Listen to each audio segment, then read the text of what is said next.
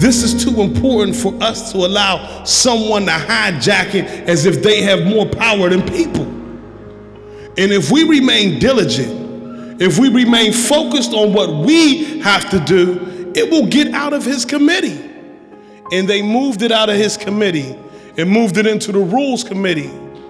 Republican leader Reid came and said, Ed, I'm going to put together a small group of Democrats and Republicans to work on bringing me a medical marijuana bill that we can get passed this year. And so at first, of course, like anything in Harrisburg, you get a little skeptical. But I have to be honest about the Republican leader, Reid. He put this committee together in 48 hours. We had our first meeting 3 weeks ago. We are into our third meeting coming up this Tuesday. At first they had, I personally, because of the advocate groups that I talked to, I'm not a fan of the New York model. The New York model is too restrictive. It's too difficult for patients to get access. And it's a bad business model that even after a year, you know how many people it has served? 0. And as they continue to say they're still working to get it rolled out, listen, anything that takes that long lets you know that the process itself is flawed. So as we came together as a group during the first meeting, the first response is that we cannot follow the New York model because the New York model is flawed. There was some that still wanted to push it. So what they wanted to do was they wanted to take the medical marijuana, they wanted to take it and put it into drug and alcohol. Well, we're not talking about prevention. We're not talking about none of those things. So we are not going to distort the truth with a lie by saying that medical marijuana needs to be put in prevention like we're doing something wrong so that we can have the stigma that something is wrong with what we doing in Pennsylvania. We can't have that stigma no more. So we can't have it in drug and alcohol. So we went and we're trying to get it right now into the Department of Health with an independent board inside the Department of Health that they can regulate the rules and restrictions on what we do. We got half of that done if the Department of Health decides to do that. That shall be done. Now we're talking about dispensaries. They said that in Senate Bill 3, the 130 dispensaries was too many. In the New York model, they had 20. That's too little. So my thing is, let's think. What if we did 10%, what if we looked at the number of pharmacies throughout Pennsylvania and we said we take 10% of the pharmacies in 10% of the pharmacies in Pennsylvania and we'll make that the number for dispensaries. Well, at first it sounds good because anybody here 10%, you be like, oh, well, that's a low number. That's a low number. But there's 3,400 pharmacies in the state of Pennsylvania. So 10% would be 340 dispensaries that we would be setting up. Oh, then they changed. Okay. I understand. So this week we'll have that conversation. But here's where that's the job that we're doing. But I gotta be honest. You know, we need you.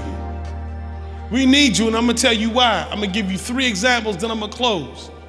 The first example of why we need you is because if you think that 20 dispensaries is too little, it's different than me saying it. But when I turn around and they see an army saying the same thing, then they understand that 20 dispensaries is not acceptable to give people the type of relief and compassion that they need. That can't come from me, it gotta come from you. The second thing that we have to do is make sure that there's an education component put on this.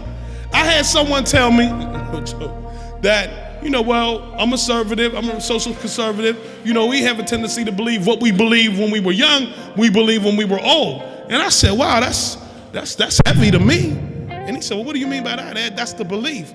I said, because I would never want to be someone that comes to you and say, what I believed at 20, now that I'm 40, I still believe the same thing at 40 that I did at 20 that I did now that I'm 40.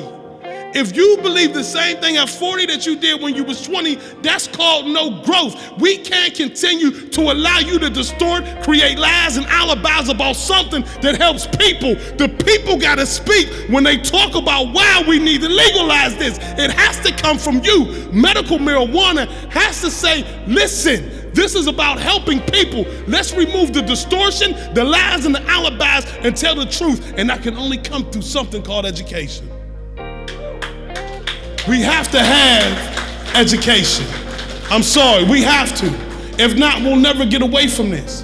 The other thing that they want to do is they want to say, well, look, we want to make sure when the federal government, now I want you there on two parts of this. I want to see you catch the first part.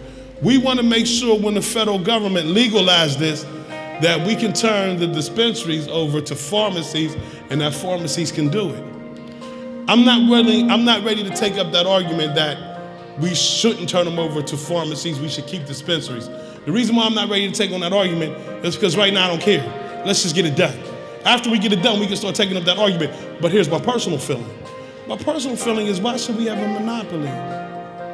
Why should the pharmacies be the only one that benefits? Why not keep the dispensaries?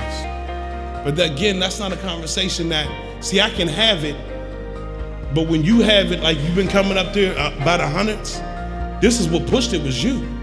See, when they see you come up there, you see how fast Matt Baker got it out of his committee?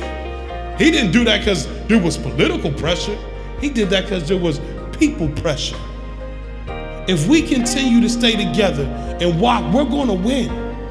I had the Republican leaders say, put something on my desk that we can get past. Now the other one, the reason why it's big on education is the third one I'll leave alone after this. And the doc is here, and I wish I had seen the doc the other day. They don't want no one smoking it. So I'm sitting at the table, it's okay. They don't care about the nebulizer. I'm an asthmatic, I do a nebulizer. So I said, okay, and you know, I'm naive to this, so I said, okay. I said, can I ask a question? What is the difference between smoking it and the nebulizer? What is the difference? And they said, well, what do you mean, Ed? I said, it's all weed, right? So if it's all weed, what's the difference if I smoke it or you put it in the nebulizer? Are you saying that one is harmful and one is not? Or are we saying that based on traditional belief and your theory, your idea, your picture of someone smoking a joint brings back Cheech and Chong, and you don't want that in your community because you don't think it'd be more recreational than helping people? So what are we talking about? Are we talking about the realities that something may be wrong? Or are we talking about perception that you don't like or some stuff that you believed 20 years ago? And if it's all about your perception, then let me educate you on why there is no difference. So we got to deal with a society, not all, but a percentage that believe everything that they heard about weed from 20 years ago, even though this new wave of research and information has taught them something different. The more we educate them, the more they get okay with it. But it can only happen again by the power of the people. Because if you guys wouldn't have came to Harrisburg and begin to put pressure on these representatives and these senators, we wouldn't have got this far. We are at the goal line. We are at the goal line. And it's the families right here. If turn around, put your hand up. Come on. It's the families like her, up here all the time, doing what she got to do for her daughter. She should never have to feel like a criminal. She's a mama doing what she got to do for her child. They say there's not enough research out there, but when I ask them if they looked at the research, they can't even say that they have. They say that there's not enough research out there, but we know the government has been giving patents overseas for the study of marijuana. So if we know that, don't say that the work is not out there. Say that you haven't read it, so you don't know, because you still believe in what you believed 20 years ago, because education is intimidating you about what it can do today.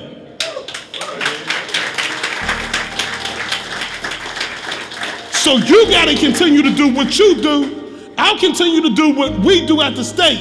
But with us working together, I promise you we can remove the distortion and we can win this victory, and at least by the end of the year have a bill that will not be perfect, but we'll be able to say we brought compassion to the state of Pennsylvania. Thank you.